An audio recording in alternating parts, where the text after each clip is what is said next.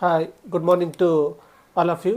ಇವತ್ತಿನ ಕ್ಲಾಸ್ನಲ್ಲಿ ನಾವು ತಿಳಿದುಕೊಳ್ಳತಕ್ಕಂಥ ವಿಷಯ ಏನಪ್ಪ ಅಂದರೆ ರಕ್ಷಣಾ ವ್ಯಾಪಾರದ ಬಗ್ಗೆ. ಈ ಹಿಂದಿನ ಕ್ಲಾಸ್ನಲ್ಲಿ ನಾವೇನು ಮಾಡಿದ್ವಿ, ರಕ್ಷಣಾ ವ್ಯಾಪಾರ ನೀತಿ ಮುಕ್ತ ವ್ಯಾಪಾರ ನೀತಿ ಬಗ್ಗೆ ಅಧ್ಯಯನವನ್ನು ಮಾಡಿದ್ವಿ. ಇವತ್ತಿನ ಕ್ಲಾಸ್ನಲ್ಲಿ ನಾವು ರಕ್ಷಣಾ ವ್ಯಾಪಾರದ ಬಗ್ಗೆ ತಿಳಿದುಕೊಳ್ಳೋಣ.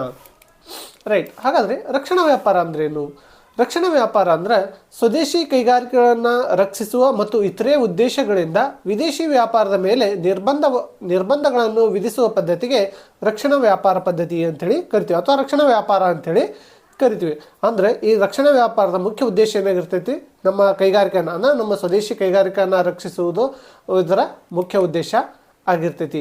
ಹಾಗಾದರೆ ರಕ್ಷಣಾ ವ್ಯಾಪಾರದ ಪರವಾದಗಳು ಯಾವುದವ, ಈ ರಕ್ಷಣಾ ವ್ಯಾಪಾರ ಇರೋದರಿಂದ ಏನೇನು ಅನುಕೂಲಗಳು ಅದಾವ ಅಂಥೇಳಿ ನೋಡ್ತಾ ಬರೋಣ. ಇಲ್ಲಿ ವಿದೇಶಿ ಕೈಗಾರಿಕೆಗಳ ಪೈಪೋಟಿಯಿಂದ ದೇಶೀಯ ಕೈಗಾರಿಕೆಗಳನ್ನು ರಕ್ಷಿಸುವ ದೃಷ್ಟಿಯಿಂದ ರಕ್ಷಣಾ ನೀತಿಯ ಪರವಾಗಿ ಆರ್ಥಿಕ ತಜ್ಞರು ಅನೇಕ ವಾದಗಳನ್ನು ಮಂಡಿಸಿದಾರ. ಅಂಥ ವಾದಗಳನ್ನು ನಾವು ಎರಡು ರೀತಿಯಾಗಿ ವಿಂಗಡಣೆಯನ್ನು ಮಾಡ್ತೀವಿ. ಒಂದು ಆರ್ಥಿಕ ವಾದಗಳು, ಇನ್ನೊಂದು ಆರ್ಥಿಕೇತರ ವಾದಗಳಂತೇಳಿ ಎರಡು ರೀತಿಯಾಗಿ ವಿಂಗಡಣೆ ಮಾಡಿ ಈ ರಕ್ಷಣಾ ವ್ಯಾಪಾರದ ಪರವಾದಗಳನ್ನು ನಾವೇನು ಮಾಡ್ತೀವಿ ರೀ, ಅಧ್ಯಯನವನ್ನು ಮಾಡ್ತೀವಿ. ಹಾಗಾದರೆ ಆರ್ಥಿಕ ವಾದಗಳಂದ್ರೇನು? ಇಲ್ಲಿ ಆರ್ಥಿಕ ವಾದಗಳಂದರೆ ಆರ್ಥಿಕ ನೆಲೆಗಟ್ಟನ್ನು ಭದ್ರಪಡಿಸುವ ನಿಟ್ಟಿನಲ್ಲಿ ಮಂಡಿಸತಕ್ಕಂಥ ವಾದಗಳನ್ನು ನಾವು ಆರ್ಥಿಕ ವಾದಗಳು ಅಂಥೇಳಿ ಕರಿತೀವಿ. ಹಾಗಾದರೆ ಈ ಆರ್ಥಿಕ ವಾದಗಳಲ್ಲಿ ಬರ್ತಕ್ಕಂಥ ಅಂಶಗಳು ಯಾವುವು, ಅವುಗಳ ಮೂಲಕ ನಾವು ರಕ್ಷಣಾ ವ್ಯಾಪಾರವನ್ನು ಯಾವ ರೀತಿಯಾಗಿ ಮಾಡ್ತೀವಿ ಅನ್ನೋದನ್ನು ನೋಡೋಣ. ಮೊದಲನೇದಾಗಿ ಬರ್ತಕ್ಕಂಥದ್ದು ಬಾಲ್ಯಾವಸ್ಥೆಯ ಕೈಗಾರಿಕಾ ವಾದ. ಇಲ್ಲಿ ನೋಡ್ರಿ, ಫ್ರೆಂಚಿನ ಒಂದು ಗಾದೆ ಇದೆ. ಇಲ್ಲಿ ನಂತರ nurse the baby, protect the child and freed the adult ಎಂಬ ಫ್ರೆಂಚ್ ಗಾದೆ ಏನು ಹೇಳ್ತೈತಪ್ಪ ಅಂದ್ರೆ, ಅದೇ ರೀತಿಯಾಗಿ ನಾವೇನು ಮಾಡಬೇಕು, ಕೈಗಾರಿಕೆಗಳನ್ನು ಹಸುಗೂಸನ್ನು ಇಲ್ಲಿ ಫ್ರೆಂಚ್ ಗಾದೆ ಏನು ಹೇಳ್ತೈತೆ ಅಂದರೆ, nurse the baby, protect the child and free the adult ಎಂಬ ಫ್ರೆಂಚ್ ಗಾದೆಯನ್ನು ಅನ್ವಯಿಸಿಕೊಂಡು ಕೈಗಾರಿಕೆಗಳನ್ನು ಯಾವ ರೀತಿಯಾಗಿ ರಕ್ಷಣೆ ಮಾಡಬೇಕು ಅನ್ನೋದನ್ನು ಇಲ್ಲಿ ನಮಗೆ ತಿಳಿಸಿ ಕೊಡ್ತಾರೆ. ಅದನ್ನೇ ಕನ್ನಡದಲ್ಲಿ ಹೇಳುವುದಾದರೆ, ಹಸುಗೂಸನ್ನು ಪೋಷಿಸು, ಮಗುವನ್ನು ರಕ್ಷಿಸು ಮತ್ತು ಪ್ರೌಢ ವ್ಯಕ್ತಿಯನ್ನು ಸ್ವತಂತ್ರನನ್ನಾಗಿಸು ಎಂಬ ಫ್ರೆಂಚ್ ಗಾದೆ ನಾವು ಕನ್ನಡದಲ್ಲಿ ಈ ರೀತಿಯಾಗಿ ಹೇಳ್ಬೋದು. ಇಲ್ಲಿ ನಾವೇನು ಮಾಡಬೇಕಂದ್ರೆ, ಬಾಲ್ಯಾವಸ್ಥೆಯ ಕೈಗಾರಿಕವಾದ ಅಂದರೆ ಸ್ವದೇಶದಲ್ಲಿರ್ತಕ್ಕಂಥ ಕೈಗಾರಿಕೆಗಳನ್ನು ನಾವು ಗುರುತಿಸಬೇಕು. ಆದ ನಂತರ ಏನು ಮಾಡಬೇಕು, ಅದನ್ನು ಬೆಳೆಸುವಂಥ ಪ್ರಯತ್ನವನ್ನು ಮಾಡಬೇಕು. ಯಾವಾಗ ಅದು ಬೆಳೀತೈತೋ ಅವಾಗ ಏನು ಮಾಡಬೇಕು, ಅದನ್ನು ಸ್ವತಂತ್ರನನ್ನಾಗಿ ಮಾಡಬೇಕು ಅಂತೇಳಿ ಇಲ್ಲಿ ಕೈಗಾರಿಕವಾದ ಇರ್ತೈತಿ.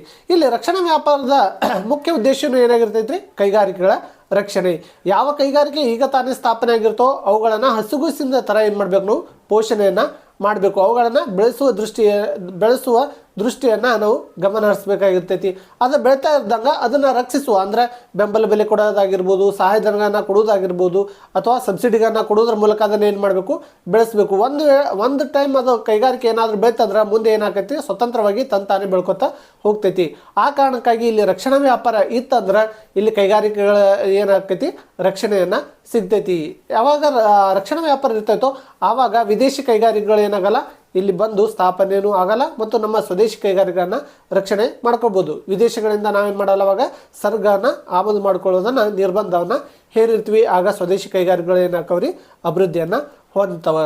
ಈ ರೀತಿಯಾಗಿ ರಕ್ಷಣಾ ವ್ಯಾಪಾರ ಇರೋದರಿಂದ ಕೈಗಾರಿಕೆಗಳ ರಕ್ಷಣೆ ಆಗ್ತೈತಿ ಅಂತೇಳಿ ಹೇಳ್ಬೋದು. ಎರಡನೇದಾಗಿ ಬರ್ತಕ್ಕಂಥದ್ದು ಉದ್ಯೋಗವಾದ.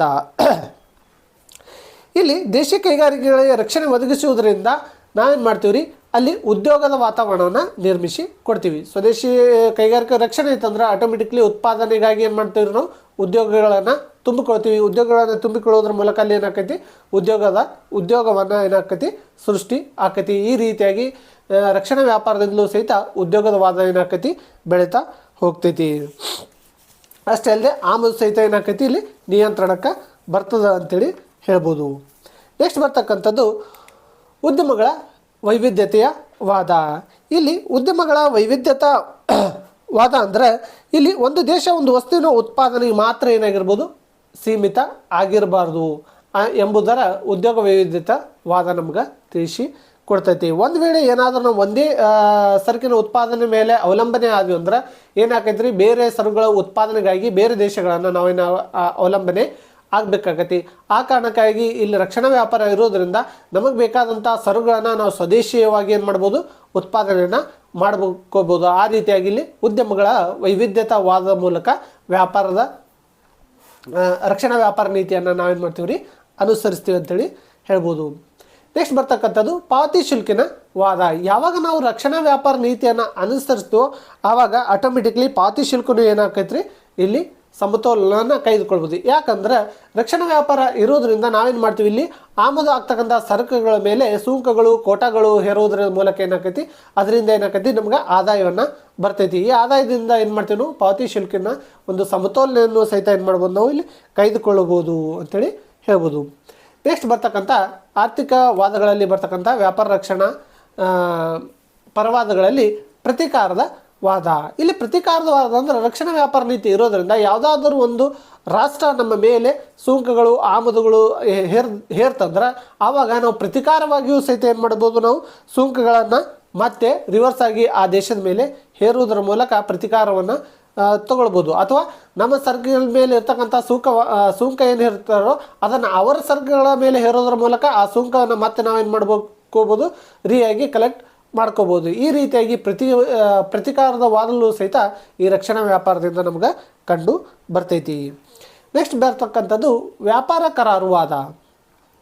ಇಲ್ಲಿ ವ್ಯಾಪಾರ ಕರಾರುವಾದ ಅಂದ್ರೆ ಯಾವ ದೇಶಕ್ಕೆ ವ್ಯಾಪಾರ ಕರಾರು ಅನುಕೂಲಕರವಾಗಿರ್ತದೋ ಆ ದೇಶಕ್ಕೆ ಪಾವತಿ ಶುಲ್ಕಿನ ಪರಿಸ್ಥಿತಿಯು ಸಹಿತ ಏನಾಗಿರ್ತೈತಿ, ಸುಧಾರಣೆ ಆಗಿರ್ತೈತಿ. ಇಲ್ಲಿ ವ್ಯಾಪಾರ ಕರಾರುವಾದ ಯಾವ ರೀತಿ ಆಗಿರ್ತದೆ ಅಂದರೆ ಎರಡು ರಾಷ್ಟ್ರಗಳ ಮಧ್ಯೆ ಪರಸ್ಪರ ಹೊಂದಾಣಿಕೆ ಮೇಲೆ ಆಗ್ತೈತಿ. ಯಾಕಂದರೆ ಇಲ್ಲಿ ರಕ್ಷಣಾ ವ್ಯಾಪಾರ ಇರೋದ್ರಿಂದ ಇಲ್ಲಿ ರಕ್ಷಣೆಯ ಮೂಲಕ ಒಂದು ನೀತಿ ನಿಯಮಗಳನ್ನು ಹಾಕೊಂಡಿರ್ತೀವಿ. ಎರಡು ದೇಶಕ್ಕೆ ಅನುಕೂಲಕರವಾಗತಕ್ಕಂಥ ನೀತಿ ನಿಯಮಗಳು ಹಾಕೋದ್ರಿಂದ ಇಲ್ಲಿ ವ್ಯಾಪಾರ ಕರಾರು ಸಹಿತ ಏನಾಗ್ತೈತಿ, ಉದ್ಭವ ಆಗ್ತೈತಿ ಅಂತೇಳಿ ಹೇಳ್ಬೋದು.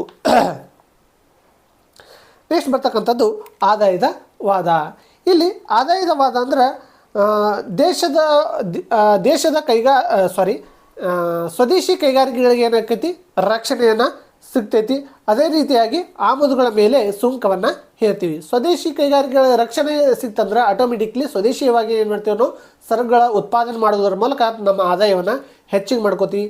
ಇನ್ನು ಎರಡನೇದಾಗಿ ಬರ್ತಕ್ಕಂಥದ್ದು ಈ ರಕ್ಷಣಾ ವ್ಯಾಪಾರದಿಂದ ಏನು ಮಾಡ್ತೀವಿ, ವಿದೇಶಿ ಸರಕುಗಳ ಮೇಲೆ ಸುಂಕಗಳನ್ನು ಹೇರೋದ್ರ ಮೂಲಕವೂ ಸಹಿತ ಏನು ಮಾಡ್ತೀವಿ ನಾವು ಆದಾಯವನ್ನು ಗಳಿಸ್ತೀವಿ ಅಂಥೇಳಿ ಹೇಳ್ಬೋದು. ನೆಕ್ಸ್ಟ್ ಬರ್ತಕ್ಕಂಥದ್ದು ಅಗ್ಗದ ಕೂಲಿಯ ವಾದ. ಇಲ್ಲಿ ಅಗ್ಗದ ಕೂಲಿಯ ವಾದ ಅಂದರೆ ರಕ್ಷಣಾ ವ್ಯಾಪಾರ ಇರೋದ್ರಿಂದ ಯಾವ ರಾಷ್ಟ್ರದಲ್ಲಿ ಅಗ್ಗದ ಕೂಲಿಗೆ ಸರಕುಗಳನ್ನು ಉತ್ಪಾದನೆ ಮಾಡ್ತಾವೋ ಆ ರಾಷ್ಟ್ರದಿಂದ ಏನು ಮಾಡ್ಕೊಬೋದು, ಆಮದು ಮಾಡ್ಕೊಳ್ಬೋದು. ಯಾಕಂದ್ರೆ ಸ್ವದೇಶಿಯಾಗಿ ಹೆಚ್ಚು ವೆಚ್ಚವನ್ನು ತಗಲ್ತಿತ್ತಂದ್ರೆ ಅವಾಗ ವಿದೇಶದಿಂದ ಅಗ್ಗದ ಕೂಲಿ ಎಲ್ಲಿರ್ತೈತೋ ಅಲ್ಲಿ ಏನು ಮಾಡ್ಬೋದು, ಸರಕನ್ನು ಉತ್ಪಾದನೆ ಮಾಡೋದ್ರ ಮೂಲಕ ಸಹಿತ ಏನು ಮಾಡ್ಬೋದು, ನಾವು ಲಾಭವನ್ನು ಪಡಿಬೋದು. ಆ ಕಾರಣಕ್ಕಾಗಿಯೂ ಸಹಿತ ನಾವು ರಕ್ಷಣಾ ವ್ಯಾಪಾರ ನೀತಿಯನ್ನು ಅನುಸರಿಸ್ತೀವಿ. ಮುಂದೆ ಬರ್ತಕ್ಕಂಥದ್ದು ನೈಸರ್ಗಿಕ ಸಂಪನ್ಮೂಲಗಳ ರಕ್ಷಣೆಯ ವಾದ. ಯಾವಾಗ ಮುಕ್ತ ವ್ಯಾಪಾರ ಪರಿಸ್ಥಿತಿ ಇತ್ತೋ ಆವಾಗ ಸಂಪನ್ಮೂಲಗಳು ಏನಾದರೂ ರೀ ಎಲ್ಲ ರಾಷ್ಟ್ರಗಳು ತೊಗೊಂಡು ಹೋಗ್ತಿದ್ವು, ಉತ್ಪಾದನೆಯನ್ನು ಮಾಡ್ತಿದ್ವು. ಯಾವಾಗ ರಕ್ಷಣೆ ವ್ಯಾಪಾರ ಬಂತೋ ಆವಾಗ ನಮ್ಮಲ್ಲಿರ್ತಕ್ಕಂಥ ನೈಸರ್ಗಿಕ ಸಂಪನ್ಮೂಲಗಳು ರಕ್ಷಣೆ ಅದು ಮುಂದಿನ ಪೀಳಿಗೆಗೂ ಸಹಿತ ಆ ಸಂಪನ್ಮೂಲಗಳು ಉಳಿಯುವ ಹಾಗೆ ಆಯಿತು ಅಂತೇಳಿ ಹೇಳ್ಬೋದು. ನೆಕ್ಸ್ಟ್ ಬರ್ತಕ್ಕಂಥದ್ದು ಪ್ರಮುಖ ಉದ್ಯಮವಾದ. ಇಲ್ಲಿ ಪ್ರಮುಖ ಉದ್ಯಮವಾದ ಅಂದರೆ ಇಲ್ಲಿ ಆಟೋಮೆಟಿಕ್ಲಿ ಏನಾಕೈತಿ, ರಕ್ಷಣಾ ವ್ಯಾಪಾರದಿಂದ ಸ್ವದೇಶಿ ಕೈಗಾರಿಕೆಗಳ ರಕ್ಷಣೆಯಾಗಿ ಇಲ್ಲಿ ಕೈಗಾರಿಕೆಗಳ ಬೆಳವಣಿಗೆ ಸ್ಟಾರ್ಟ್ ಆಕೈತಿ. ಯಾವಾಗ ಕೈಗಾರಿಕೆಗಳ ಬೆಳವಣಿಗೆ ಸ್ಟಾರ್ಟ್ ಆಕೈತೋ ಅವಾಗ ಆಟೋಮೆಟಿಕ್ಲಿ ಕೃಷಿಯ ಕ್ಷೇತ್ರವು ಸಹಿತ ಬೆಳವಣಿಗೆ ಪಥದತ್ತ ಸಾಕ್ತೈತಿ. ಯಾಕಂದರೆ ಕೈಗಾರಿಕೆಗಳಿಗೆ ಬರ್ತಕ್ಕಂಥ ಮೂಲ ಕಚ್ಚಾ ವಸ್ತು ಎಲ್ಲಿಂದ ಅಂದ್ರೆ ಕೃಷಿ ಕ್ಷೇತ್ರದಿಂದ. ಯಾವುದೇ ಒಂದು ಕೈಗಾರಿಕೆ ನೋಡ್ರಿ ಮೂಲ ಕಚ್ಚಾ ವಸ್ತು ಬರೋದು ಕೃಷಿ ಕ್ಷೇತ್ರದಿಂದ. ಈಗ ನೋಡ್ರಿ ಸಕ್ಕರೆ ಕೈಗಾರಿಕೆ ಅಥವಾ ಸಕ್ಕರೆ ಕಾರ್ಖಾನೆಗೆ ಮೂಲ ವಸ್ತು ಯಾವುದ್ರಿ, ಕೃಷಿ, ಕಬ್ಬು, ಹೌದಾ. ಹತ್ತಿ ಕೈಗಾರಿಕೆ ಆಗಿರ್ಬೋದು, ಸೆಣಬಿನ ಕೈಗಾರಿಕೆ ಆಗಿರ್ಬೋದು, ಹಗ್ಗ ತಯಾರಿಕೆ ಆಗಿರ್ಬೋದು, ಯಾವುದೇ ಒಂದು ಸರಕನ್ನು ಉತ್ಪಾದನೆ ಮಾಡ್ಬೇಕಂದ್ರೆ ಅದಕ್ಕೆ ಮೂಲ ಸರಕೆ ಯಾವುದಾಗಿರ್ತೈತಿ, ಕೃಷಿ ಆಗಿರ್ತೈತಿ. ಆ ಕಾರಣಕ್ಕಾಗಿ ಇಲ್ಲಿ ಪ್ರಮುಖ ಉದ್ಯಮದ ವಾದ ಸಹಿತ ಸೃಷ್ಟಿ ಆಗ್ತದೆ. ಅಂದ್ರೆ ಹಲವಾರು ಉದ್ಯಮಗಳು ಏನಾಗ್ತವೆ ಇಲ್ಲಿ ಬೆಳೀಲಿಕ್ಕೆ ಸ್ಟಾರ್ಟ್ ಆಗ್ತವೆ ಯಾವಾಗ ರಕ್ಷಣಾ ವ್ಯಾಪಾರ ಇರ್ತೈತಿ ಆವಾಗ. ನೆಕ್ಸ್ಟ್ ಬರ್ತಕ್ಕಂಥದ್ದು ಅಕ್ರಮ ವ್ಯವಹಾರಗಳನ್ನು ತಡೆಗಟ್ಟುವ ವಾದ. ಈ ರಕ್ಷಣಾ ವ್ಯಾಪಾರ ಇರೋದ್ರಿಂದ ಅಕ್ರಮ ವ್ಯವಹಾರಗಳನ್ನು ತಡೆಗಟ್ಟಿವಿ. ಯಾವ ರೀತಿಯಾಗಿ ಅಂದ್ರೆ ಇಲ್ಲಿ ಮುಕ್ತ ವ್ಯಾಪಾರ ಪರಿಸ್ಥಿತಿ ಇದ್ದಾಗ ಏನು ಮಾಡ್ತೀವಿ ರೀ, ಡಂಪಿಂಗನ್ನು ಮಾಡ್ತಿದ್ರು. ಆದರೆ ರಕ್ಷಣಾ ವ್ಯಾಪಾರದಲ್ಲಿ ಈ ಡಂಪಿಂಗನ್ನು ಏನು ಮಾಡ್ತೀವಿ ನಾವು, ವಿರೋಧವನ್ನು ಮಾಡ್ತೀವಿ. ಅಂದರೆ ಕಡಿಮೆ ಬೆಲೆಗೆ ವಿದೇಶಗಳಲ್ಲಿ ಮಾರಾಟ ಮಾಡಿ ಹೆಚ್ಚಿನ ಬೆಲೆಗೆ ಸ್ವದೇಶಗಳಲ್ಲಿ ಮಾರಾಟ ಮಾಡುವ ಪದ್ಧತಿಗೆ ಏನಂತೀವಿ ನಾವು ಡಂಪಿಂಗ್ ಅಂತೇಳಿ ಕರಿತೀವಿ. ಅಂದರೆ ಬೇರೆ ರಾಷ್ಟ್ರಗಳು ಬಂದು ನಮ್ಮ ರಾಷ್ಟ್ರಗಳಲ್ಲಿ ಕಡಿಮೆ ಬೆಲೆಗೆ ಸರಕುಗಳನ್ನು ಮಾರೋದ್ರ ಮೂಲಕ ಇಲ್ಲಿರ್ತಕ್ಕಂಥ ಸ್ವದೇಶಿ ಕೈಗಾರಿಕೆಗಳನ್ನು ಮುಚ್ಚಕ್ಕೆ ಕಾರಣೀಭೂತರಾಗ್ತಿದ್ರು. ಈ ರೀತಿಯಾದಂಥ ಅಕ್ರಮ ವ್ಯವಹಾರಗಳನ್ನು ತಡೆಗಟ್ಟಲು ಸಹಿತ ನಮ್ಗೆ ಈ ರಕ್ಷಣಾ ವ್ಯಾಪಾರ ಸಹಾಯಕಾರಿಯಾಗೈತಿ ಅಂತೇಳಿ ಹೇಳ್ಬೋದು. ನೆಕ್ಸ್ಟ್ ಬರ್ತಕ್ಕಂಥದ್ದು ಮನೆಯಲ್ಲಿ ಹಣ ಉಳಿಸುವ ವಾದ. ಯಾವಾಗ ರಕ್ಷಣಾ ವ್ಯಾಪಾರ ಬರ್ತೋ ನಮ್ಮ ಸ್ವದೇಶಿಯಾಗಿ ಸರಕುಗಳನ್ನು ಉತ್ಪಾದನೆ ಮಾಡ್ತೀವಿ. ಸ್ವದೇಶಿಯಾಗಿ ಸರಕುಗಳನ್ನು ಉತ್ಪಾದನೆ ಮಾಡಿದಾಕರ ಅದನ್ನು ಮಾರಿ ಆ ಹಣವನ್ನು ಮತ್ತೆ ನಾವೇನು ಮಾಡ್ಬೋದು, ಅದನ್ನು ಇಟ್ಕೊಳ್ಬೋದು. ಅಂದ್ರೆ ನಮ್ಮ ಮನೆಯಲ್ಲಿ ಹಣವನ್ನು ಉಳಿಸಿಕೊಳ್ಳುವ ವಾದ ಅಂತೇಳಿ ಸಹಿತ ಇದನ್ನು ನಾವೇನು ಮಾಡ್ತೀವಿ, ಕರಿತೀವಿ. ಅಂದ್ರೆ ನಮ್ಮಲ್ಲಿರ್ತಕ್ಕಂಥ ಸರಕುಗಳು ನಮ್ಮ ದೇಶದಲ್ಲೂ ಮಾರ್ತೀವಿ, ವಿದೇಶಗಳಲ್ಲೂ ಮಾರಿದಾಗ ಅಲ್ಲಿಂದ ಏನಾಕೈತಿ, ಹಣ ಬರ್ತೈತಿ. ಹೀಗಾಗಿ ನಮ್ಮ ಸರಕನ್ನು ಮಾರಾಟದ ಹಣ ಏನಾಕೈತಿ, ನಮ್ಮಲ್ಲೇ ಉಳಿತೈತಿ ಅಂತೇಳಿ ಹೇಳ್ಬೋದು. ಈ ರಕ್ಷಣಾ ವ್ಯಾಪಾರದಿಂದ ಮನೆಯಲ್ಲಿರ್ತಕ್ಕಂಥ ಹಣ ಉಳಿಸುವ ವಾದ ಅಂಥೇಳಿ ಬರ್ತೈತಿ. ನೆಕ್ಸ್ಟ್ ದೇಶಿ ಮಾರುಕಟ್ಟೆ ವಾದ. ಇಲ್ಲಿ ದೇಶಿ ಮಾರುಕಟ್ಟೆ ಅಂದ್ರೆ ಆಟೋಮೆಟಿಕ್ಲಿ ಏನಾಕೈತ್ರಿ, ಇಲ್ಲಿ ದೇಶಿ ಮಾರುಕಟ್ಟೆಯ ವಾದ. ಒಂದೇ ನಿಮಿಷ. ಇಲ್ಲಿ ರಕ್ಷಣಾ ವ್ಯಾಪಾರ ಇರೋದ್ರಿಂದ ಏನಾಕೈತಿ, ಇಲ್ಲಿ ಅಭಿವೃದ್ಧಿ ಸಾಧ್ಯ ಆಗ್ತೈತಿ. ಯಾಕಂದ್ರೆ ಇಲ್ಲಿ ಸ್ವದೇಶಿ ಕೈಗಾರಿಕೆಗಳ ರಕ್ಷಣೆ ಮಾಡೋದ್ರಿಂದ ಆಟೋಮೆಟಿಕ್ಲಿ ಉತ್ಪಾದನೆ ಪ್ರಮಾಣ ಹೆಚ್ಚಾಕೈತಿ. ಯಾವಾಗ ಉತ್ಪಾದನೆ ಪ್ರಮಾಣ ಹೆಚ್ಚಾಕೈತೋ ಅವಾಗ ಮಾರುಕಟ್ಟೆಯನ್ನು ಏನಾಕೈತಿ, ವಿಸ್ತಾರ ಆಗ್ತೈತಿ. ಈ ರೀತಿಯಾಗಿ ಸ್ವದೇಶಿ ಮಾರುಕಟ್ಟೆಯನ್ನು ಸಹಿತ ಏನಾಕೈತಿ, ರಕ್ಷಣೆಗೆ ಒಳಪಡ್ತದೆ ಅಂತೇಳಿ ಹೇಳ್ಬೋದು. ನೆಕ್ಸ್ಟ್ ಬರ್ತಕ್ಕಂಥದ್ದು ಸ್ವಾವಲಂಬನ ವಾದ. ಇಲ್ಲಿ ರಕ್ಷಣಾ ವ್ಯಾಪಾರ ಇರೋದರಿಂದ ನಮ್ಮ ಸರಕುಗಳನ್ನು ನಾವೇ ಏನು ಮಾಡ್ತೀವಿ, ಇಲ್ಲಿ ಉತ್ಪಾದನೆಯನ್ನು ಮಾಡ್ತೀವಿ. ಅಥವಾ ನಮಗೆ ಅಗತ್ಯ ಇರ್ತಕ್ಕಂಥ ಏನು ವಿದೇಶಗಳಿಂದ ಆಮದು ಮಾಡ್ಕೊತಿರ್ತೀವೋ ಅಂಥ ಸರಕುಗಳನ್ನು ಬದಲಿ ವಸ್ತುಗಳಾಗಿ ಏನು ಮಾಡ್ತೀವಿ, ಸ್ವದೇಶದಲ್ಲಿ ಉತ್ಪಾದನೆ ಮಾಡೋದರ ಮೂಲಕ ಏನು ಮಾಡ್ತೀವಿ, ಸ್ವಾವಲಂಬನ ದೇಶ ಆಗಿ ಸಹಿತ ಬೆಳೀಲಿಕ್ಕೆ ಸಾಧ್ಯ ಆಗ್ತದೆ ಅಂತೇಳಿ ಹೇಳ್ಬೋದು. ಇನ್ನು ನೆಕ್ಸ್ಟ್ ಬರ್ತಕ್ಕಂಥದ್ದು ಈ ರಕ್ಷಣಾ ವ್ಯಾಪಾರದಿಂದ ಆಗ್ತಕ್ಕಂಥ ಅನುಕೂಲಗಳು. ಇವೆಲ್ಲವೂ ಆರ್ಥಿಕ ಅನುಕೂಲಗಳಾದರೆ ಇನ್ನು ನೆಕ್ಸ್ಟ್ ಬರ್ತಕ್ಕಂಥದ್ದು ಆರ್ಥಿಕೇತರ ಅನುಕೂಲಗಳು. ಇಲ್ಲಿ ಆರ್ಥಿಕೇತರ ಅನುಕೂಲಗಳಲ್ಲಿ ಮೊದಲನೇದಾಗಿ ಬರ್ತಕ್ಕಂಥದ್ದು ಕೈಗಾರಿಕಾ ರಕ್ಷಣಾ ವಾದ. ಆಗಲೇ ಹೇಳ್ದಂಗೆ ಇಲ್ಲಿ ಆರ್ಥಿಕೇತರ ವಾದಗಳಲ್ಲಿ ರಾಜಕೀಯವಾಗಿ ಆಗಿರ್ಬೋದು, ಸಾಮಾಜಿಕವಾಗಿ ಆಗಿರ್ಬೋದು ಏನಾಕತಿ ರಕ್ಷಣೆಯನ್ನು ಕೊಡ್ತೈತೆ.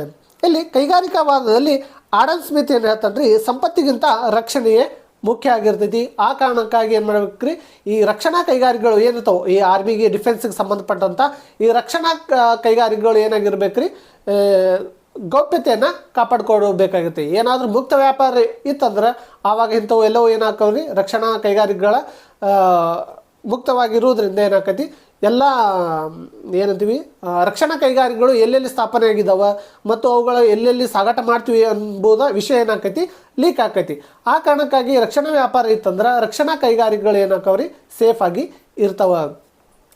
ಅಂದ್ರೆ ನಮ್ಮ ಆರ್ಮಿಗೆ ಬೇಕಾಗೋದು ಅಥವಾ ಡಿಫೆನ್ಸಿಗೆ ಬೇಕಾಗ್ತಕ್ಕಂಥ ಮದ್ದುಗುಂಡಗಳಾಗಿರ್ಬೋದು ಅಥವಾ ಯುದ್ಧೋಪಕರಣಗಳಾಗಿರ್ಬೋದು, ಇವುಗಳೆಲ್ಲ ಎಲ್ಲಿ ಉತ್ಪಾದನೆ ಮಾಡ್ತೀವಿ, ಅವುಗಳಲ್ಲಿ ಎಲ್ಲಿ ಸ್ಟೋರೇಜ್ ಮಾಡ್ತೀವಿ ಎಂಬುದು ಮಾಹಿತಿ ಏನಾಗಲ್ಲ, ಬೇರೆ ದೇಶಕ್ಕೆ ಗೊತ್ತಾಗಲ್ಲ. ಆವಾಗ ಏನಾಕೈತ್ರಿ, ಇಲ್ಲಿ ರಕ್ಷಣಾ ಕೈಗಾರಿಕೆಗಳಿಗೆ ಏನಾಕೈತಿ, ಅಂಥ ರಕ್ಷಣಾ ಕೈಗಾರಿಕೆಗಳಿಗೆ ಒಂದು ರಕ್ಷಣೆಯು ಸಹಿತ ದೊರಕಿಸಿ ಕೊಡ್ತದೆ ಅಂತ ಹೇಳ್ಬೋದು. ಇನ್ನು ದೇಶ ಪ್ರೇಮದ ವಾದ. ಇಲ್ಲಿ ನೋಡ್ರಿ, ರಕ್ಷಣಾ ವ್ಯಾಪಾರದಿಂದ ಸ್ವದೇಶಿಯಾಗಿ ನಾವೇನು ಮಾಡ್ತೀವಿ, ಸರಕುಗಳನ್ನು ಉತ್ಪಾದನೆ ಮಾಡೋದರಿಂದಾಗಿ ನಮ್ಮ ಸರಕು ನಮ್ಮ ಹೆಮ್ಮೆ ಅಂತೇಳಿ ಸಹಿತ ಏನು ಮಾಡ್ಬೋದು, ದೇಶ ಪ್ರೇಮವನ್ನು ಮೆರಿಬೋದು ಅಂತೇಳಿ ಹೇಳ್ಬೋದು. ರಕ್ಷಣಾ ವ್ಯಾಪಾರ ಇತ್ತಂದ್ರೆ ಆಟೋಮೆಟಿಕ್ಲಿ ಏನು ಮಾಡ್ತೀವಿ, ನಮ್ಮ ಸ್ವದೇಶಿ ಸರಕುಗಳನ್ನು ಏನು ಮಾಡ್ತೀವಿ, ಬಳಸೋಕ್ಕೆ ಮುಂದಾಗ್ತೀವಿ. ನೆಕ್ಸ್ಟ್ ರಕ್ಷಣೆಯ ವಾದ. ಯಾವಾಗ ರಕ್ಷಣಾ ವ್ಯಾಪಾರ ಬರ್ತದೋ ಇಲ್ಲಿ ಏನಾಕೈತಿ, ನಮ್ಮ ನಾಡು ನುಡಿ ಆಗಿರ್ಬೋದು, ಸಂಸ್ಕೃತಿ ಆಗಿರ್ಬೋದು, ಪರಂಪರೆ ಆಗಿರ್ಬೋದು, ಸಂಪ್ರದಾಯ ಆಗಿರ್ಬೋದು, ಕಲೆ ಆಗಿರ್ಬೋದು, ಇವೆಲ್ಲವುಗಳ ರಕ್ಷಣೆಯು ಸಹಿತ ಆಗ್ತದೆ ಅಂಥೇಳಿ ಹೇಳ್ಬೋದು. ಇದನ್ನೇ ನಾವು ಸಂರಕ್ಷಣೆಯ ವಾದ ಅಂಥೇಳಿ ಕರಿತೀವಿ. ಯಾವಾಗ ಮುಕ್ತ ವ್ಯಾಪಾರ ಇರ್ತೈತೋ ಅವಾಗ ಏನಾಗ್ತೀವಿ, ನಾವು ಸಂಪೂರ್ಣವಾಗಿ ವಿದೇಶಿಯರ ಮೇಲೆ ಅವಲಂಬನೆ ಆಗಿರೋದ್ರಿಂದ ಅವರ ಸಂಸ್ಕೃತಿಯನ್ನು ಅನುಕರಣೆ ಮಾಡ್ತೀವಿ. ಇಲ್ಲಿ ರಕ್ಷಣಾ ವ್ಯಾಪಾರ ಇರೋದರಿಂದ ನಾವೇನು ಮಾಡ್ತೀವಿ, ನಮ್ಮ ಸಂಸ್ಕೃತಿಯನ್ನು ಉಳಿಸಿ ಬೆಳೆಸಿಕೊಳ್ಳಲು ಸಹಿತ ಏನಾಕತಿ ಸಹಾಯಕಾರಿ ಆಗೈತೆ ಅಂತೇಳಿ ಹೇಳ್ಬೋದು.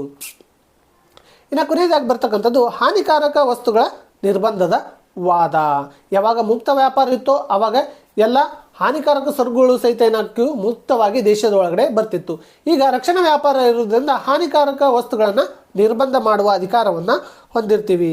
ಈಗ ಹಾನಿಕಾರಕ ವಸ್ತುಗಳಾಗಿರ್ಬೋದು ಅಥವಾ ವಿಲಾಸಿ ಸರಕುಗಳಾಗಿರ್ಬೋದು ಅಥವಾ ಹಾನಿಕಾರಕ ಔಷಧಿಗಳಾಗಿರ್ಬೋದು, ಇವುಗಳೆಲ್ಲವನ್ನು ಏನು ಮಾಡ್ತೀವಿ, ನಾವು ತಡೆಗಟ್ಟುವಂಥ ಕಾರ್ಯ ಮಾಡ್ತೀವಿ. ಅವುಗಳ ಮೂಲಕ ಬರ್ತಕ್ಕಂಥ ವೈರಸ್ಗಳನ್ನು ಸಹಿತ ಏನು ಮಾಡ್ಬೋದು, ನಾವು ತಡೆಗಟ್ಬೋದು. ಈಗ ಎಬೋಲಾ ಆಗಿರ್ಬೋದು, ಕೋವಿಡ್-19 ಆಗಿರ್ಬೋದು, ಹೌದಾ, ಏಡ್ಸ್ ಆಗಿರ್ಬೋದು, ಇಂಥವು ಎಲ್ಲ ವೈರಸ್ಗಳನ್ನು ಸಹಿತ ತಡೆಗಟ್ಟಕ್ಕೆ ಈ ರಕ್ಷಣಾ ವ್ಯಾಪಾರ ನಮಗೇನಾಗೈತಿ, ಸಹಾಯಕಾರಿ ಆಗೈತಿ ಅಂತೇಳಿ ಹೇಳಿದ್ರೆ ತಪ್ಪಾಗಲಿಕ್ಕಿಲ್ಲ.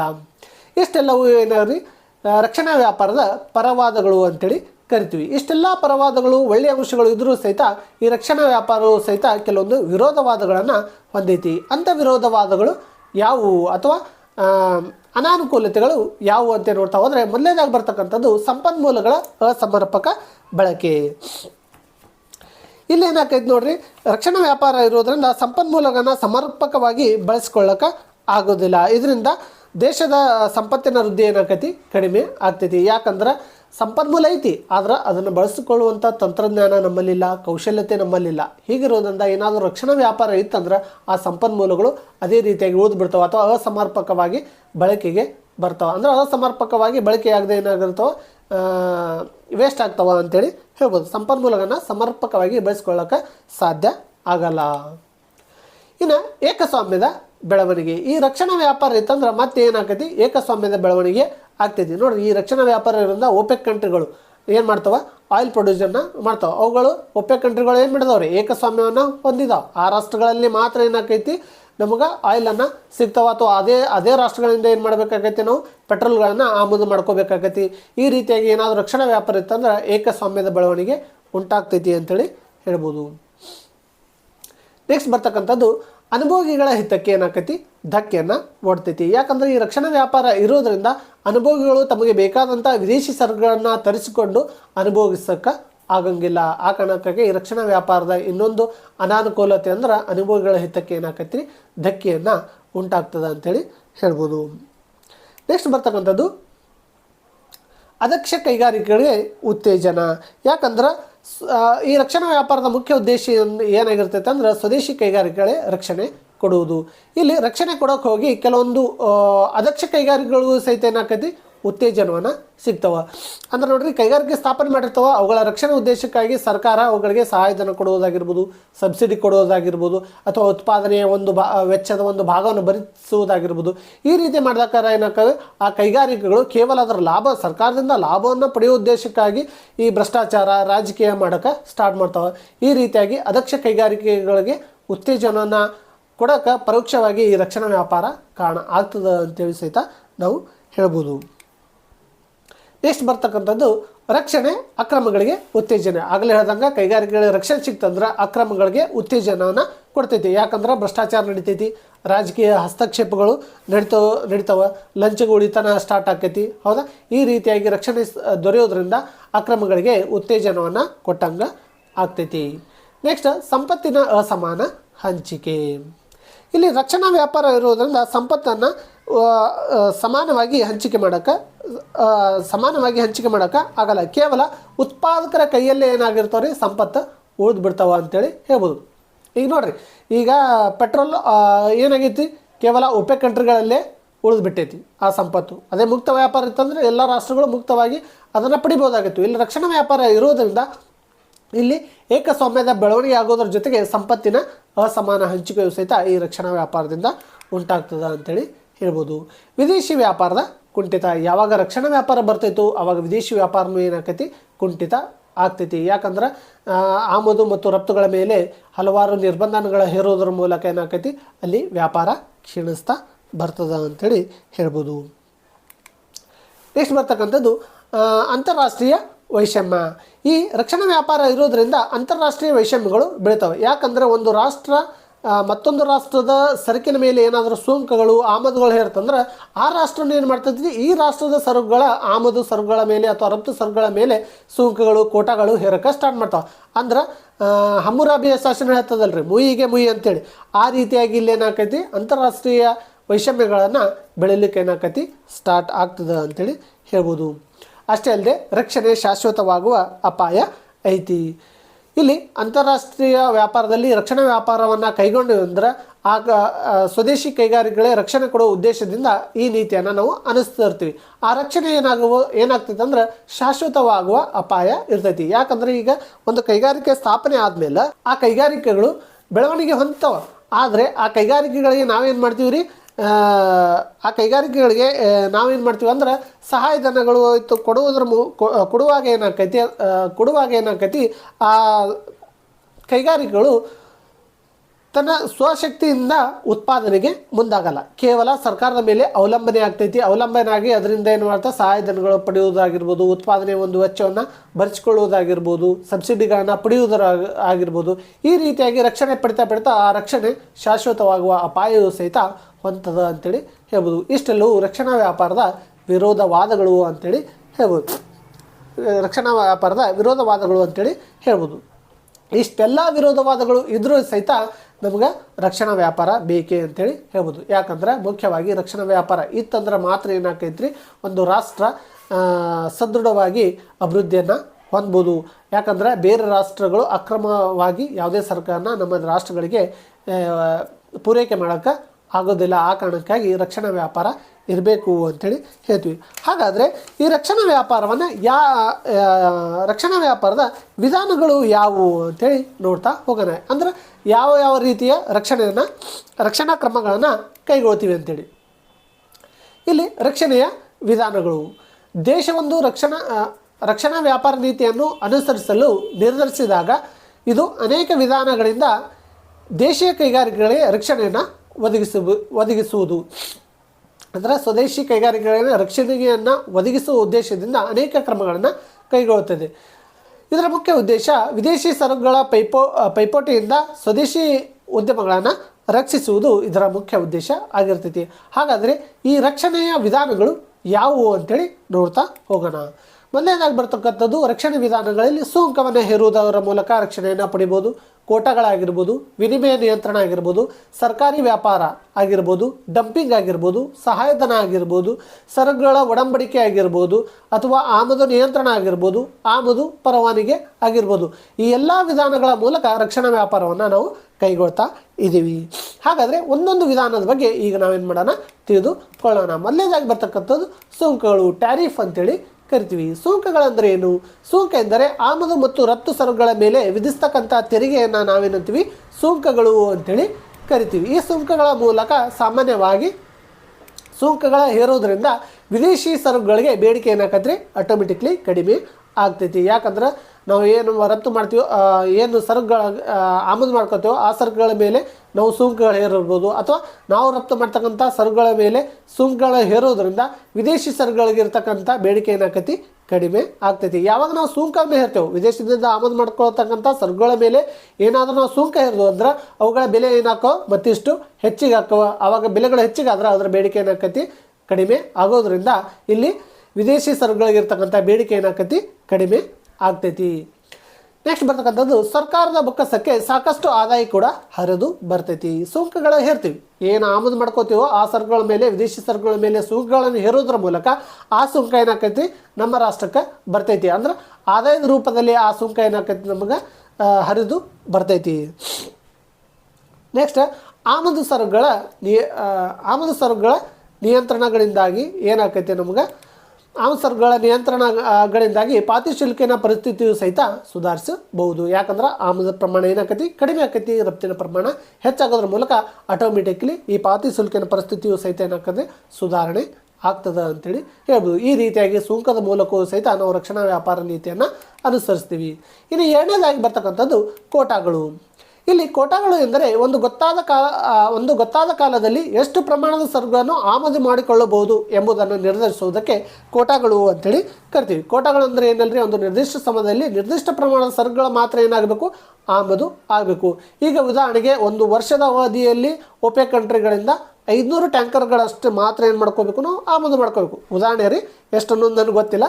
ಆದರೆ ಕೋಟಾ ಅಂದರೆ ಏನು ರೀ, ಈಗ ಸಾಮಾನ್ಯವಾಗಿ ಮುಗಿಸ್ತೀವಿ ನೋಡ್ರಿ, ಈ ಕಾಲೇಜ್ಗಳಲ್ಲಿ ಅಡ್ಮಿಷನ್ ಮಾಡುವಾಗ ಕೋಟಾ ಮುಗೀತು ಅಂತೇಳಿ. ಅಂದ್ರೆ ಅಲ್ಲಿಗೆ ಈಗ ಒಂದು ಕಾಲೇಜಲ್ಲಿ 100 ಜನಕ್ಕೆ ಅಡ್ಮಿಷನ್ ಸೀಟ್ಗಳು ಇರ್ತಾವೆ. 100 ಜನ ಆದಮೇಲೆ ಕೋಟಾ ಮುಗೀತು, 101 ಅಭ್ಯರ್ಥಿಗೆ ಅಡ್ಮಿಷನ್ ಇರಲ್ಲ, ಬೇರೆ ಕಾಲೇಜ್ಗೆ ಹೋಗಬೇಕಾಗಿರುತ್ತೆ. ಈ ರೀತಿಯಾಗಿ ಅಂತಾರಾಷ್ಟ್ರೀಯ ವ್ಯಾಪಾರದಲ್ಲೂ ಸಹಿತ ಏನಾದರೂ ಬೇರೆ ರಾಷ್ಟ್ರಗಳಿಂದ ಸರಕನ್ನು ಆಮದು ಮಾಡಿಕೊಳ್ಳುವಾಗ ನಿರ್ದಿಷ್ಟ ಪ್ರಮಾಣದ ಸರಕುಗಳನ್ನು ಆಮದು ಮಾಡಿಕೊಳ್ಳುವುದನ್ನು ನಾವು ಕೋಟಾಗಳು ಅಂತೇಳಿ ಕರಿತೀವಿ. ಈ ರೀತಿಯಾಗಿ ಕೋಟಾಗಳನ್ನು ಹೇರುವುದರ ಮೂಲಕ ರಕ್ಷಣಾ ವ್ಯಾಪಾರವನ್ನು ನಾವು ಅನುಸರಿಸ್ತೀವಿ. ಇನ್ನೆಷ್ಟು ಬರ್ತಕ್ಕಂಥದ್ದು ವಿನಿಮಯ ನಿಯಂತ್ರಣ. ಇಲ್ಲಿ ವಿನಿಮಯ ನಿಯಂತ್ರಣದ ಮೂಲಕ ಯಾವ ರೀತಿಯಾಗಿ ನಾವು ರಕ್ಷಣಾ ವ್ಯಾಪಾರವನ್ನು ಕೈಗೊಳ್ತೀವಿ. ವಿನಿಮಯ ನಿಯಂತ್ರಣ ಅಂದರೆ ವಿದೇಶಿ ವಿನಿಮಯದ ಬಳಕೆ ಮತ್ತು ದರ ನಿರ್ಧಾರಗಳಂಥ ಮಹತ್ವ ವಿಚಾರಗಳಲ್ಲಿ ಸರ್ಕಾರ ಮಧ್ಯಪ್ರವೇಶಿಸುವುದನ್ನು ವಿನಿಮಯ ನಿಯಂತ್ರಣ ಅಂತೇಳಿ ಕರಿತೀವಿ. ಅಂದರೆ ಸರಕುಗಳನ್ನು ಪರಸ್ಪರ ವಿನಿಮಯ ಮಾಡಿಸ್ಕೊಳ್ಳುವಾಗ ಎಷ್ಟು ಬೆಲೆಗಳೇ ಅಥವಾ ಯಾವ ವಿನಿಮಯ ದರದಲ್ಲಿ ವಿನಿಮಯ ಮಾಡ್ಕೊಳ್ಬೇಕಂತೇಳಿ ಅಥವಾ ವಿನಿಮಯದ ಪ್ರಮಾಣ ಎಷ್ಟು ಇರಬೇಕಂತೇಳಿ ಸರ್ಕಾರ ಮಧ್ಯಪ್ರವೇಶಿಸಿ ಈ ನೀತಿಯನ್ನು ಕೈಗೊಳ್ಳುವುದನ್ನು ನಾವು ವಿನಿಮಯ ನಿಯಂತ್ರಣ ಅಂಥೇಳಿ ಕರಿತೀವಿ. ನೆಕ್ಸ್ಟ್ ಸರ್ಕಾರಿ ವ್ಯಾಪಾರ. ಸರ್ಕಾರಿ ವ್ಯಾಪಾರ ಅಂದರೆ ಅಂತಾರಾಷ್ಟ್ರೀಯ ವ್ಯಾಪಾರ ಕ್ಷೇತ್ರದಲ್ಲಿ ಸರ್ಕಾರ ಮಧ್ಯಪ್ರವೇಶಿಸುವುದನ್ನು ಸರ್ಕಾರಿ ವ್ಯಾಪಾರ ಅಂತೇಳಿ ಕರಿತೀವಿ. ಅಂತಾರಾಷ್ಟ್ರೀಯ ಮಟ್ಟದಲ್ಲಿ ರಾಷ್ಟ್ರಗಳ ಮಧ್ಯೆ ವ್ಯಾಪಾರ ವ್ಯವಹಾರ ನಡೆಯುವಾಗ ಏನಾದರೂ ಸರ್ಕಾರ ಎಂಟ್ರಿ ಆಯ್ತಂದ್ರೆ ಅದನ್ನು ಏನಂತೀವಿ ಅದು ಸರ್ಕಾರ ಮಧ್ಯಪ್ರವೇಶಿಸುವುದನ್ನು ಸರ್ಕಾರಿ ವ್ಯಾಪಾರ ಅಂಥೇಳಿ ಕರಿತೀವಿ. ಇದರ ಮೂಲಕವೂ ಸಹಿತ ಏನು ಮಾಡ್ತೈತಿ ರಕ್ಷಣಾ ವ್ಯಾಪಾರವನ್ನು ಒದಗಿಸಿ ಕೊಡ್ತೈತಿ. ಉದಾಹರಣೆ ಯಾವುದು ಅಂತೇಳಿ ಉದಾಹರಣೆ ಇತ್ತು ನೋಡಿರಿ. ಯಾವ ಸರಕುಗಳು ಹೌದಾ ಸರ್ಕಾರ ಮಧ್ಯಪ್ರವೇಶಿಸ್ತಂದ್ರೆ ಯಾವ ಸರಕುಗಳನ್ನು ಆಮದು ಮಾಡ್ಕೋತಿದ್ರಿ, ಯಾವ ಸರಕನ್ನು ರಫ್ತು ಮಾಡ್ತಿದ್ರಿ ಅಂತ ಕೇಳ್ತೈತಿ. ಎಷ್ಟು ಸರಕುಗಳನ್ನು ಆಮದು ಮಾಡ್ಕೋತಿದ್ವಿ ಮತ್ತು ಯಾವ ರಾಷ್ಟ್ರದಿಂದ ಆಮದು ಮಾಡ್ಕೊಳ್ತೀವಿ ಅನ್ನೋದು ಇಂಪಾರ್ಟೆಂಟ್. ಯಾಕಂದ್ರೆ ಎಲ್ಲ ರಾಷ್ಟ್ರದಿಂದ ಎಲ್ಲ ಸರಕನ್ನು ಆಮದು ಮಾಡ್ಕೊಳಕ್ಕಾಗೋದಿಲ್ಲ ರೀ. ಹೌದಾ ಕೆಲವೊಂದು ರಾಷ್ಟ್ರಗಳಿಂದ ಕೆಲವೊಂದು ಸರಕನ್ನು ಮಾತ್ರ ಏನು ಮಾಡಬೇಕಾಗತ್ತೆ ಆಮದು ಮಾಡ್ಕೊಳ್ಬೇಕಾಗತ್ತೆ. ಇಂಥ ಸಂದರ್ಭದಲ್ಲಿ ಸರ್ಕಾರ ಏನಾದರೂ ಮಧ್ಯಪ್ರವೇಶಿಸಿದ್ರೆ ಅದನ್ನು ನಾವೇನಂತೀವಿ ಸರ್ಕಾರಿ ವ್ಯಾಪಾರ ಅಂಥೇಳಿ ಕರಿತೀವಿ. ನೆಕ್ಸ್ಟ್ ಬರ್ತಕ್ಕಂಥ ವಿಧಾನ ಯಾವುದಂದ್ರೆ ಸಹಾಯ ಧನಗಳು. ಇಲ್ಲಿ ದೇಶೀಯ ಉದ್ಯಮಗಳ ರಕ್ಷಣೆಗೆ ನೀಡುವ ಇನ್ನೊಂದು ವಿಧಾನ ಎಂದರೆ ಸಹಾಯಧನವನ್ನು ನೀಡುವುದು. ಈ ಏನು ಸ್ವದೇಶಿ ಕೈಗಾರಿಕೆಗಳು ಇರ್ತವೋ ಅವುಗಳಿಗೆ ಸಹಾಯಧನವನ್ನು ನೀಡುವುದು. ಅಂದರೆ ಸ್ವದೇಶಿಯವಾಗಿ ಉತ್ಪಾದನೆ ಮಾಡಿ ಯಾವ ಸರಕುಗಳು ವಿದೇಶಿಗಳಿಗೆ ರಫ್ತು ಮಾಡ್ತವೋ ಅಂಥ ಸರಕುಗಳ ಮೇಲೆ ಏನು ಮಾಡ್ತೈತ್ರಿ ಸ್ವದೇಶಿಯ ಸರ್ಕಾರ ಸಹಾಯಧನಗಳನ್ನು ಕೊಡುವುದರ ಮೂಲಕ ಕೈಗಾರಿಕೆಗಳಿಗೆ ಉತ್ತೇಜನವನ್ನು ಕೊಡುವುದು. ನೋಡಿರಿ, ಸಹಾಯಧನಗಳನ್ನು ರಫ್ತು ಮಾಡಲಾಗುವ ಸರಕುಗಳನ್ನು ಉತ್ಪಾದಿಸುವ ಕೈಗಾರಿಕೆಗಳಿಗೆ ಅಥವಾ ಆಮದು ಬದಲಿ ವಸ್ತುಗಳನ್ನು ಉತ್ಪಾದಿಸುವ ಕೈಗಾರಿಕೆಗಳಿಗೆ ಕೊಡಬಹುದು. ಈಗ ಸ್ವದೇಶೀಯವಾಗಿ ಏನು ನಾವು ಬೇರೆ ದೇಶಗಳಿಂದ ಆಮದು ಮಾಡ್ಕೊಳ್ತಿದ್ವೋ ಅಂಥ ಸರಕುಗಳನ್ನು ಸ್ವದೇಶಿಯವಾಗಿ ಯಾವ ಕೈಗಾರಿಕೆ ಉತ್ಪಾದನೆ ಮಾಡ್ತಿದ್ದೋ ಅಂಥ ಕೈಗಾರಿಕೆಗಳು ಸಹಿತ ಏನು ಮಾಡಬೇಕು ಸಹಾಯಧನವನ್ನು ಕೊಡುವುದರ ಮೂಲಕ ರಕ್ಷಣಾ ವ್ಯಾಪಾರ ನೀತಿಯನ್ನು ಅನುಸರಿಸ್ತೀವಿ. Next dumping. ಆಗಲೇ ಹೇಳಿದಂಗೆ ಈ ಡಂಪಿಂಗ್ ಮೂಲಕವೂ ಸಹಿತ ರಕ್ಷಣಾ ವ್ಯಾಪಾರವನ್ನು ನಾವು ಕೈಗೊಳ್ತೀವಿ. ಇಲ್ಲಿ ವಿದೇಶಿ ವ್ಯಾಪಾರ ಕ್ಷೇತ್ರದಲ್ಲಿ ಅನುಸರಿಸಲಾಗುವ ಏಕಸ್ವಾಮ್ಯ ಬೆಲೆಯಲ್ಲಿನ ತಾರತಮ್ಯ ನೀತಿಯನ್ನು ಡಂಪಿಂಗ್ ಅಂತೇಳಿ ಕರಿತೀವಿ. ಅಂಥ ಡಂಪಿಂಗ್ ಏನಾದರೂ ಮಾಡ್ತಿದ್ವು ಅಂದ್ರೆ ನಾವು ವಿರೋಧಿ ಡಂಪಿಂಗ್ ಮಾಡುವುದರ ಮೂಲಕ ಏನು ಮಾಡ್ತೀವಿ ನಾವು ರಕ್ಷಣಾ ವ್ಯಾಪಾರವನ್ನು ಕೈಗೊಳ್ತೀವಿ. ಹೌದಾ.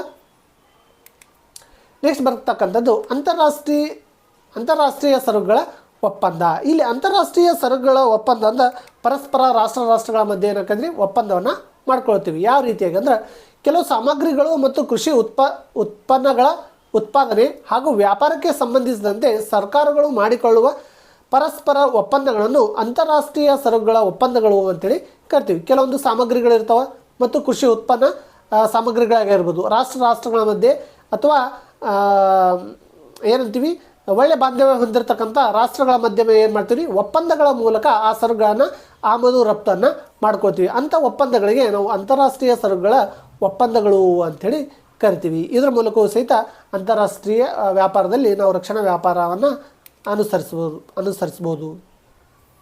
ಇನ್ನು ನೆಕ್ಸ್ಟ್ ಬರ್ತಕ್ಕಂಥದ್ದು ಆಮದು ಪರವಾನಗಿಗಳು.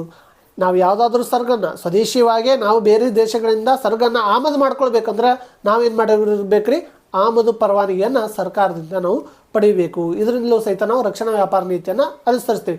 ಯಾಕಂದರೆ ಆಮದು ಪರವಾನಗಿಯನ್ನು ಪಡೆಯೋಕೆ ಹೋದರೆ ಆವಾಗ ಸರ್ಕಾರ ಏನು ಮಾಡ್ತೈತ್ರಿ ಯಾವ ರಾಷ್ಟ್ರದಿಂದ ಆಮದು ಮಾಡ್ಕೋತಿದ್ರಿ, ಎಷ್ಟು ಸರಕನ್ನು ಆಮದು ಮಾಡ್ಕೋತಿದ್ರಿ, ಯಾವ ಸರಕನ್ನು ಆಮದು ಮಾಡ್ಕೋತೀರಿ ಎಂಬ ಎಲ್ಲ ಮಾಹಿತಿಯನ್ನು ಏನು ಮಾಡಿರ್ತೈತಿ ಸರ್ಕಾರ ಕಲೆ ಹಾಕಿ ಅದಕ್ಕೆ ಪರವಾನಗಿ ಕೊಡಬೇಕೋ ಬೇಡೋ ಅಂಥೇಳಿ ಏನು ಮಾಡ್ತೈತಿ ಸರ್ಕಾರ ನಿರ್ಧಾರ ಮಾಡ್ತೈತಿ. ಈ ರೀತಿಯಾಗಿ ಆಮದು ಪರವಾನಗಿಗಳ ಮೂಲಕ ಸಹಿತ ಏನು ಮಾಡ್ತೀವಿ ನಾವು ರಕ್ಷಣಾ ವ್ಯಾಪಾರವನ್ನು ಅನುಸರಿಸ್ತೀವಿ.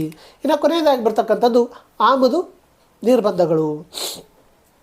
ಕೆಲವೊಂದು ಆಮದು ನಿರ್ಬಂಧಗಳನ್ನ ಹೇಳ್ತೀವಿ. ಕೆಲವೊಂದು ರಾಷ್ಟ್ರಗಳ ಮೂಲಕ ಯಾವುದೇ ರೀತಿಯಾದ ಸರಕನ್ನು ಆಮದು ಮಾಡಿಕೊಳ್ಳುವಂತಿಲ್ಲ ಅಂತೇಳಿ ನಿರ್ಬಂಧ ಇರ್ಬೋದು, ಅಥವಾ ಹಾನಿಕಾರಕ ಔಷಧಿಗಳನ್ನು ಆಮದು ಮಾಡಿಕೊಳ್ಳುವುದನ್ನು ನಿರ್ಬಂಧ ಮಾಡ್ಬೋದು. ಹೌದಾ. ಅಷ್ಟೇ ಅಲ್ಲದೆ ಕೆಲವೊಂದು ಐಷಾರಾಮಿ ಸರಕುಗಳನ್ನು ಸಹಿತ ಆಮದು ಮಾಡ್ಕೊಳ್ಳೋದನ್ನು ನಾವೇನು ಮಾಡ್ತೀವಿ ನಿರ್ಬಂಧವನ್ನು ಹೇರ್ತೀವಿ. ಈ ರೀತಿಯಾಗಲೂ ಸಹಿತ ಏನು ಮಾಡ್ತೀವಿ ನಾವು ರಕ್ಷಣಾ ವ್ಯಾಪಾರ ನೀತಿಯನ್ನು ಅನುಸರಿಸುವುದರ ಮೂಲಕ ಸ್ವದೇಶಿ ಕೈಗಾರಿಕೆಗಳ ರಕ್ಷಣೆಯನ್ನು ಕೊಡ್ತೀವಿ ಅಂಥೇಳಿ ಹೇಳ್ಬೋದು. ಇಷ್ಟೆಲ್ಲವೂ ಇವತ್ತಿನ ಕ್ಲಾಸ್ನಲ್ಲಿ ನಾವು ಏನು ಮಾಡಿದ್ದೀವಿ ರೀ ರಕ್ಷಣಾ ವ್ಯಾಪಾರ ನೀತಿ ಅಂದರೆ ಏನು, ರಕ್ಷಣಾ ವ್ಯಾಪಾರ ಅಂದರೆ ಏನು, ರಕ್ಷಣಾ ವ್ಯಾಪಾರದ ಪರವಾದಗಳು, ರಕ್ಷಣಾ ವ್ಯಾಪಾರದ ವಿರೋಧವಾದಗಳು, ರಕ್ಷಣಾ ವ್ಯಾಪಾರದಲ್ಲಿ ಅನುಸರಿಸ್ತಕ್ಕಂಥ ವಿಧಾನಗಳು ಯಾವುವು ಎಂಬುದರ ಬಗ್ಗೆ ಇವತ್ತಿನ ಕ್ಲಾಸ್ನಲ್ಲಿ ನಾವು ಏನು ಮಾಡಿದ್ವಿ ರೀ ಸಂಪೂರ್ಣವಾಗಿ ತಿಳಿದು ಕೊಂಡಿದ್ವಿ. ಇನ್ನು ನೆಕ್ಸ್ಟ್ ಕ್ಲಾಸ್ನಲ್ಲಿ ಏನು ಮಾಡೋಣ್ರಿ, ಸುಂಕಗಳ ವಿಧಗಳು ಯಾವುವು ಎಂಬುದನ್ನು ನೆಕ್ಸ್ಟ್ ಕ್ಲಾಸ್ನಲ್ಲಿ ಅಧ್ಯಯನವನ್ನು ಮಾಡೋಣ. ಇವತ್ತಿನ ಕ್ಲಾಸನ್ನು ಇಲ್ಲಿಗೆ ಮುಗಿಸೋಣ. ಧನ್ಯವಾದಗಳು. Thank you.